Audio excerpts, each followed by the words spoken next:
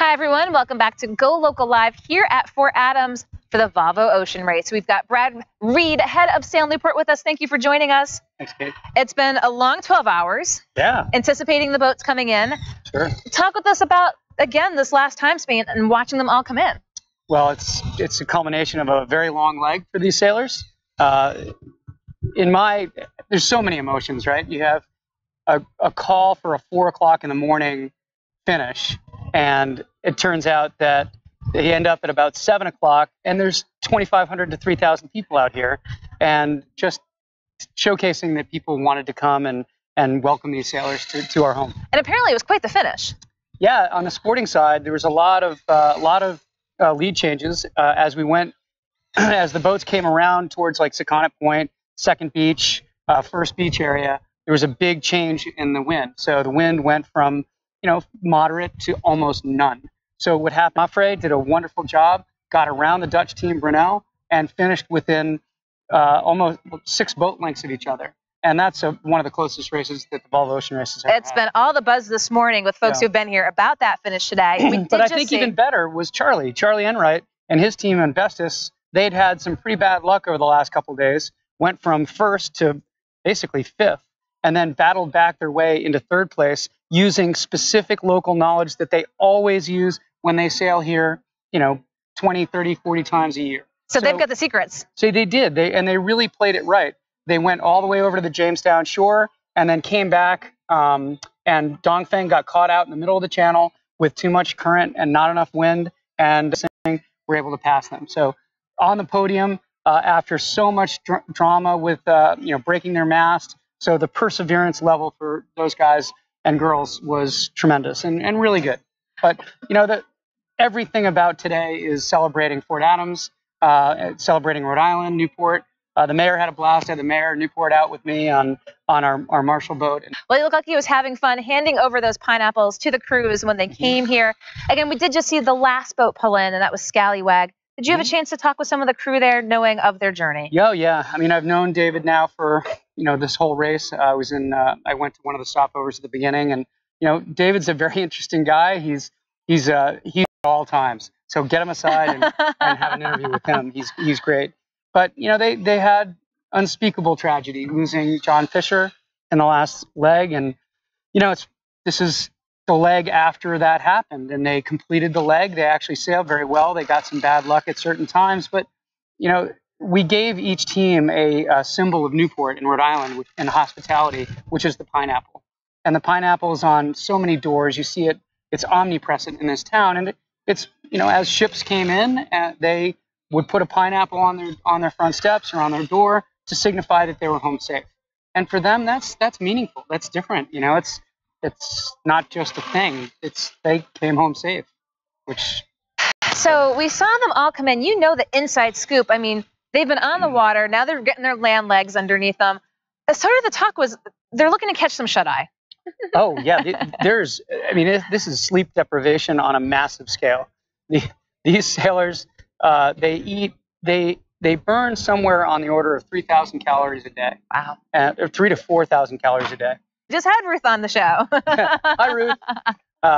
And the sleeping it's impossible. Picture yourself in a carbon fiber tube, right? And you have people slamming it on the side with sledgehammers all night long. That's what it's like to sleep on a Volvo 70 or sorry, Volvo 65. And what happens is you'll go through a wind change and you have to change sails, and it's all hands on deck.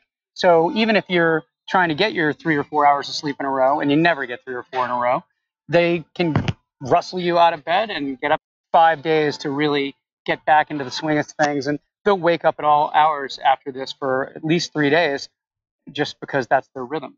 And maybe wonder where they are. They're 4 on and 4 off.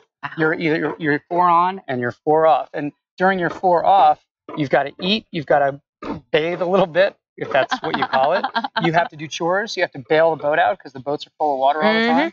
So there's a lot of other chores. And then the navigator's almost up 24 hours a day because they're navigating, looking at the screens, and they're driving or trimming because they sail the boat.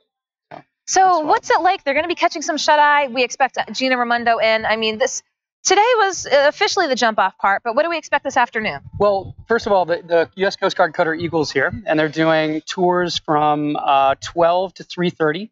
At 4 o'clock is our opening ceremony with a parade of nations. Kids from all different high school sailing teams that practice here out of Sail Newport, Rogers High School in Newport, Portsmouth High School, Middletown High School in Prout. So they'll all be carrying the flags, all the sailors. Then we have the Coast Guard Band and the Navy Band today. And then we have our dignitaries opening up the village, and we're just ready to go. Ready to go. Off to the races. The boats are here, but more and activities. All the exhibits, all the Volvo Pavilion exhibits, the race boat experience, the grinding challenge, which is being worked on as we speak. You can hear it behind us. In the background. So are you going to partake? Oh, yeah, I have the record. You have the record? No. Actually, believe it or not, my son had the record last time. So, but now that it's in the family. No, he's just a lot bigger than I am. Reed versus Reed. You might see it here at Fort Adams. But so much going on this week. I mean, so many activities and races as well. So what's the cruise week look like after they catch some shut-eye? Well, there's some mandatory things that Volvo has them do because they're the stars of the show. And so do we. We have some things. There'll be a Stars and Stripes celebration to showcase, hey, you're in America. You know, here we go. And then we have the Hong Kong welcome party, which is for the entire community to come over and see and meet the Hong Kong team, the Scallywag team. And then Monday and Tuesday next week is one of my favorite events, which is the Combat Wounded Veterans Regatta, sponsored by MetLife. And we do clinics in the mornings, and then we do some racing in the afternoon. And the second afternoon on Tuesday, some of the team members come out with the wounded with the warriors. So fantastic. And we link in with a group called Wounded Warrior or Warrior Sailing, and they bring the sailors from. Fantastic. So much to be had here at Fort Adams in the weeks ahead. The close is on the 20th. And as we heard, so many activities. And Brad, I appreciate you taking the time because I know folks are just, they've been up for a while. Oh, yeah. I mean, we, at one point 2 days ago, we thought the boats were coming in at 8 o'clock last night. So we mobilized for that. Then they hit this really light air patch. So then we had to stay up till 4, and then it ended up being 7. So. But it was a really cool experience. It was so foggy out, and the fog lifted. Maffrey went around, Brunel finished the race on the sporting side of things. The buzz, and you can catch more on GoLocal Prov and Volvo Ocean Race. Brad, I appreciate you taking the time to come by. We'll see you soon. Thanks, Get some rest. You bet. I'm GoLocal News editor.